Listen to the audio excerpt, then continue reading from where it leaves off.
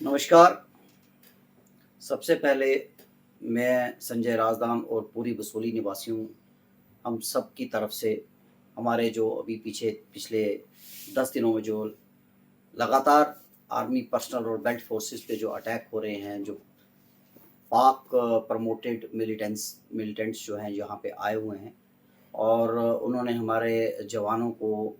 जो हमारे जवानों ने जो शहादत दी है, उसके लिए मैं पूरी अपनी दिल की गहराइयों से उनको श्रद्धापूर्वक जो है वो श्रद्धांजलि देता हूँ और उनके परिवार वालों को इस कठिन कड़ी में सांत्वना देता हूँ कि जो शहादत उनकी इस देश के सीमाओं की रक्षा करने में जो गई है, वो व्यर्थ नहीं जाएँगी। और इसके साथ ही मैं अरुण जी आपको अपना ये आश्वासन देना चाहता हूँ आपके माध्यम से पूरे देश को कि अगर संजय राज़दान का खून का कतरा भी सरकार को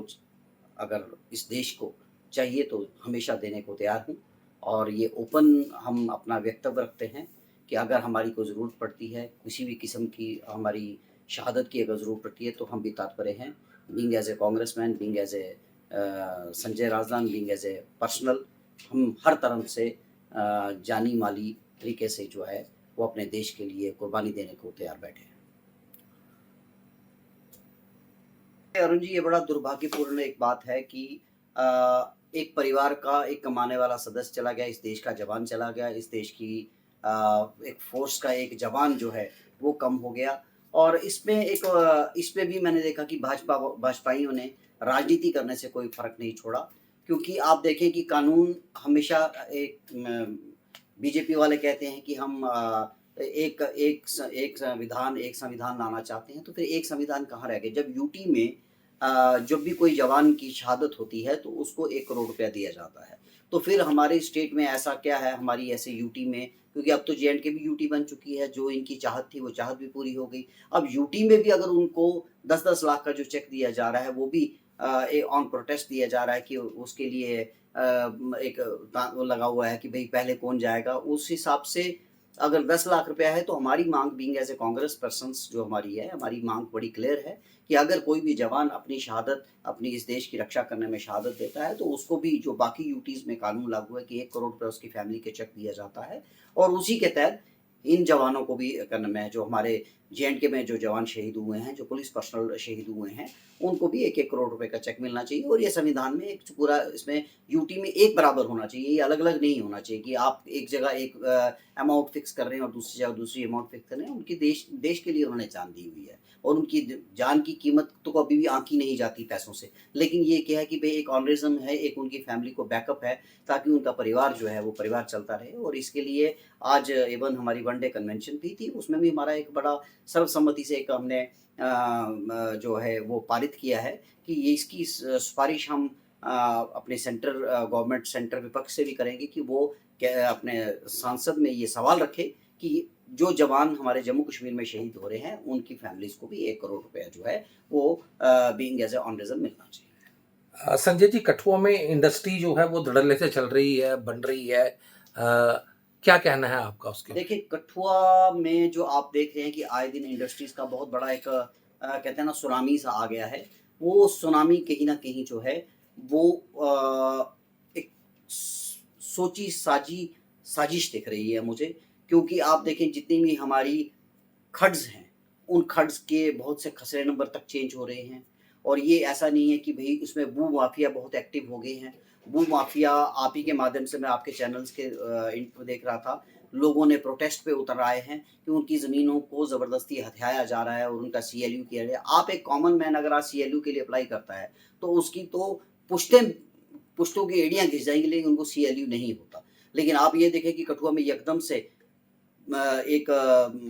भाजपा सरकार जो है वो अपने बेनिफिट्स के लिए उनके साथ मिल-मिला के जो है सीएलयू भी हो रहा है और दिनों में विद इन डेज़ जो है उनका सीएलयू एग्री हो जाता है, उनको सारी एनओसीज़ क्लियर कर दी जाती है। लेकिन ये कहीं न कहीं जो है इतनी इंडस्ट्री को लाना, इसको कठुआ को एक आग के गोले पे रखने के बराबर है, क्योंकि कठुआ एक ऑलरेडी कंडी एरिया है,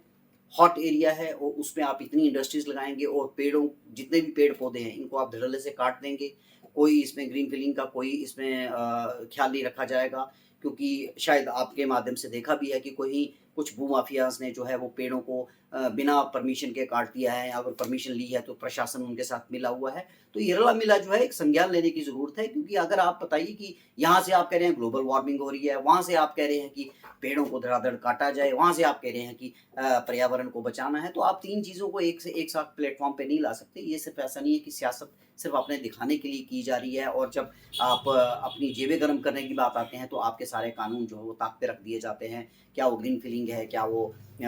पेड़ों को कटाई है, और क्या इंडस्ट्रीज़ का आप पहले देखें कि क्या इतनी इंडस्ट्रीज़ को एस्टैब्लिश करना एक छोटे से टाउन में कठुआ को, और इतना करना, और उसका जितना भी केमिकल वेस्ट आएगा वो सारा केमिकल वेस्ट जो है खड्स में डाला जाएगा। तो वो सारा खड्ड में जितना भी केमिकल वेस्ट आएगा उसका इम्पैक्ट हमारी आने वाली, शायद अभी ना दिखे लेकिन आने वाली 3-4 जनरेशंस में जो है वो इम्पैक्ट दिखेगा। और आप देखें कि आपने पीछे एक खबर भी देखी थी जिसमें हमारा सीटीएम का एरिया जो था, जिसमें कुछ बच्चों को जो है वो एनीमिया। एब्नॉर्मल पैदा हो रहे थे। वो एब्नॉर्मल पैदा होने का कारण था क्योंकि वहाँ पे इंडस्ट्रीज़ का जितना भी वेस्ट था, केमिकल वेस्ट था, वो ज़मीन में डाला जा रहा है, और वही ज़मीन से जो है प्रोडक्शन, जो भी खाना तैयार हो रहा है, उसके जो हमारी फसलें तैयार हो रही हैं, वो उनके बच्चों की उसमें जा रहा है, और उनके नर्व सिस्टम, उनके ब्रेन सिस्टम, उनके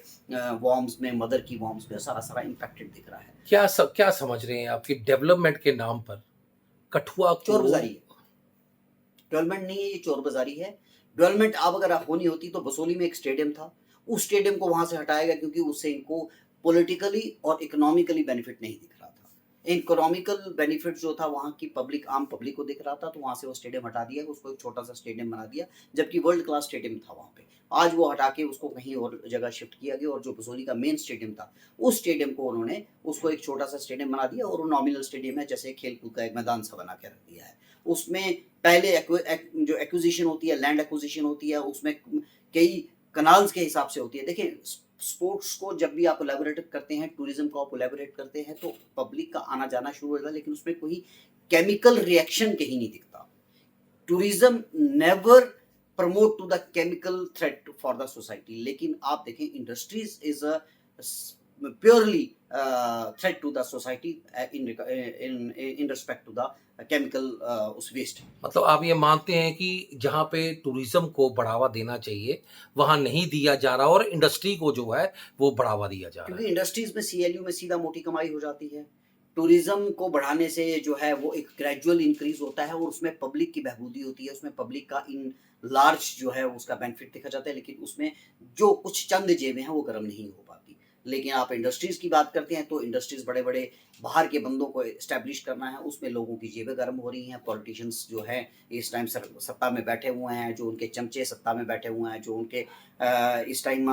पपेट्स बने हुए हैं, या कोई एडमिनिस्ट्रेशन उनके अकॉर्डिंगली काम कर रही है, तो इसमें सिर्फ एक लिमिटेड सोसाइटी जो है वो सारी की सारी पनप रही है, सारी सारी फल फूल रही है, लेकिन एट लार्ज जो है पब्लिक का नुकसान हो रहा है। वो स्मॉल बेनिफिट्स देख रहे हैं, लेकिन पब्लिक का बेनिफिट्स कहीं नहीं देख रहे। अच्छा, ज़बरदस्ती जो है वो लोगों की ज़मीनें जो है ये भूमाफिया हथिया रहे तो हैं। हथियाने का कारण वही बन गया हुआ है ना, कि क्योंकि उन्होंने अपनी जेबें गर्म कर ली हैं, और इसलिए उनको एक ललच लगी हुई है कि किसी भी तरीके से बाय हुक और क्रुक ये ज़मीन दो, और ज़मीन उनको भूमाफिया के थ्रू इंडस्ट्रियलिस्ट को दो, इंडस्ट्रियलिस्ट जो है वहाँ पे इंडस्ट्रीज़ लगाएँ, और पूरे के पूरे पर्यावरण को जो है वो एक डैमेज किया जाए, और आने वाले टाइम में एक टाइम बम पे कठुआ एक टाइम बम पे आना बिठाया जा रहा है। और मुझे बड़ा अफ़सोस है कि कठुआ की पब्लिक अभी तक शांत बैठी हुई है। पब्लिक रिएक्ट नहीं कर रही, पब्लिक इस पे उत्तेजित नहीं हो रही, पब्लिक इस पे सिर्फ ये देख रही है कि भई इंडस्ट्री आ रही है, इंडस्ट्री आ रही है, इंडस्ट्री आ रही है, लेकिन आप ये भी देखो कि कौन-सी इंडस्ट्री आ रही है, क्या किस किस्म की इंडस्ट्री आ रही है, उसका रिएक्शंस क्या होंगे, उसकी केमिकल रिएक्शंस क्या हैं, उसके फिज़िकल रिएक्शंस क्या होंगे, ये सारी चीज़ें देखनी पर पब्लिक इतनी पढ़ी-लिखी होने के बावजूद भी अगर बोल नहीं रही, और भाजपाइयों ने जिस हिसाब से कठुआ पे कब्ज़ा कर रखा है, और वो अपनी जेबें गर्म करने के चक्कर में सबको चुप करा के बैठे हुए हैं, ये एक चिंता का विषय है आज। अच्छा, ये देखने को आया है कि भाजपा के कुछ नेता हैं, कार्यकर्ता हैं, जो घाटी इंडस्ट्री में जो है, वो इस वक़्त पूरा उन्होंने उसको ग्रैब किया हुआ है और उनके पीछे जो है, क्या लगता है आपको कि पॉलिटिकल बैक भी होगी देखिए, उनके? पॉलिटिकल बैक है तभी तो इतनी इंडस्ट्रीज़ जो हैं, वो रातों-रात एनओसीज़ पा रही हैं। जो भी उनके बीच के दलाल बैठे हैं, वो इतने पॉलिटिकल बैक होने के कारण ही उनकी सीएलयू भी किया जा रहा है, उनको सारी की सारी एनओसीज़ भी मिल मिल रही है, उनको पोल्यूशन कंट्रोल बोर्ड एनओसी भी दे रहा है, उनको फॉरेस्ट जो आप एक गन लाइसेंस लेना हो तो कहते हैं जी 8 किलोमीटर तक फॉरेस्ट नहीं होना चाहिए, जबकि हमारा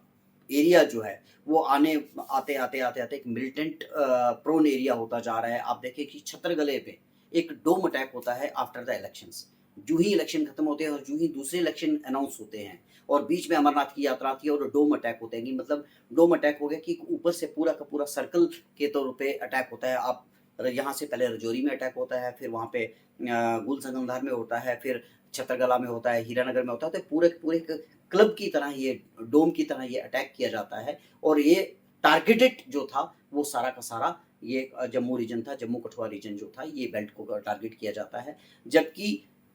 ये डोम अटैक कहीं न कहीं कोई साजिश के खिलाफ मतलब आसार तो नहीं बना रहे। ये बड़ी चीज़ें एनालाइज़ करने वाली, इसके लिए हमारे पास बहुत सी जो है वो एजेंसीज़ बैठी हैं और वो एजेंसीज़ इसको एनालाइज़ कर रही हैं, नहीं कर रही हैं, वो मैं जानता नहीं, क्योंकि मैं सरकार में तो हूँ। लेकिन जो सरकार में बैठे हैं उनके लिए मैं कहता हूँ कि कम से कम वो तो जो इस हिसाब से अभी सिर्फ़ अपनी जेबें गरम करने के चक्कर में इंडस्ट्रीज़ के पीछे पड़े हुए हैं, उनका फ़र्ज़ बनता है कि पहले जो अटैक हो रहे हैं, 5-5 मिलिटेंट ग्रुप बना के आ रहे हैं और इस तरह अचानक से अटैक कर रहे हैं। ये कैसे ट्रैवल किए, कैसे पाकिस्तान की हिम्मत इतनी बढ़ गई है कि उसने इतने मिलिटेंट तैयार कर दिए और हमारे इंडिया में, हमारे हिंदुस्तान में, हमारे बॉर्डर्स क्रॉस करवा के उन्होंने अपने मिलिटेंट को प्लांट किया और एकदम से एक्टिव कर दिया और सबको इतना सामान मिल जाता है। कोई ग्रेनेड देख रहा है, कोई ग्रेनेड फट रहे हैं, कोई अटैक कर रहे हैं, कोई जवान मर रहे हैं। तो एक जान बेशकीमती है। अब ये उसके पीछे क्या बेनिफिट्स हैं, क्या नुकसान हैं, ये सारे एनालाइज़ करने का सब मुद्दा है। लेकिन एक ज़रूर कहूँगा कि इसमें पाकिस्तान की जो ये एक कायराना हरकत थी, इससे हमारे जवान को मार के और अपना वो करना, ये कोई गलत बात है। इसकी मैं बिल्कुल कड़े शब्दों में निंदा करता हूँ। मैं being as a senior vice president Congress, मैं बड़ी कड़े शब्दों में निंदा भी करता हूँ और इसके पाकिस्तान को जो हमारे भाजपाई और जो हमारे सत्ताधारी ये कहते थे कि हम पाकिस्तान को उनकी भाषा में जवाब देंगे, मुझे समझ नहीं आ रहा कि अब तो शपथ लेने के बाद किसका वेट किया जा रहा है और क्यों नहीं उनको जवाब दिया जा रहा है। संजय जी, लास्ट सवाल पूछूंगा। हम कहीं कभी ऑफिस में जाते हैं, ये जितने भी इंडस्ट्री से रिलेटेड ऑफिस है, तो उनका ये कहना है कि जितनी भी इंडस्ट्रिस्ट बाहर से आ रहे हैं वो सीधा एलजी ऑफिस में जाते हैं और वहां से जो है फोन पे बात की जाती है, डिप्टी देखिए, कमिश्नर को मैकेनिज्म तो है, हिदायत दी जाती है। बिल्कुल सही है, मैकेनिज्म कहीं है, इसमें मैं आपको डिनाई नहीं करूँगा, मैकेनिज्म कहीं तो सेटल हुआ है। अच्छा, आप एक सिंपल आप घर का नक्शा लीजिए जी, मैं छोड़िए बाकी कहानी करिए, मैं कह रहा हूँ, मैं चैलेंज करता हूँ, आई ओपनली चैलेंज फ्रॉम मतलब इन मीडिया, आप कोई भी मकान बनाने के लिए सीएलयू डाल दीजिए, जिसने एक जेन्युइनली मकान डालना है, मैं कहता हूँ कि वो आदमी घिस जाएगा, खत्म हो जाएगा, लेकिन उसको सीएलयू नहीं मिलेगा। और अचानक ऐसा कैसे होता है कि कोई भी इंडस्ट्री वाला आता है और उसके लिए मिल जाता है, तब कहते हैं जी उसका कन्वर्जन होना है, पहले एग्रीकल्चर टूल उसमें जाना है, वो एनओसी लाओ, ये फलानी एनओसी लाओ, ऑनलाइन अप्लाई करो, जो है वो 3 कॉपीज़ तर्तीमें लाओ, 3 कॉपीज़ गर्दौरी लाओ, 3 कॉपीज़ अपना जमाबंदी लाओ, 3 जो है अपना म्यूटेशन की कॉपियाँ लाओ। ये सारी चीज़ें मांग के आप करते हो और इनके लिए कुछ नहीं है। इनको कैसे रातों रात जो है वो सीएलयू मिल जाता है और इनको इंडस्ट्री में लाने की परमिशन मिल जाती है।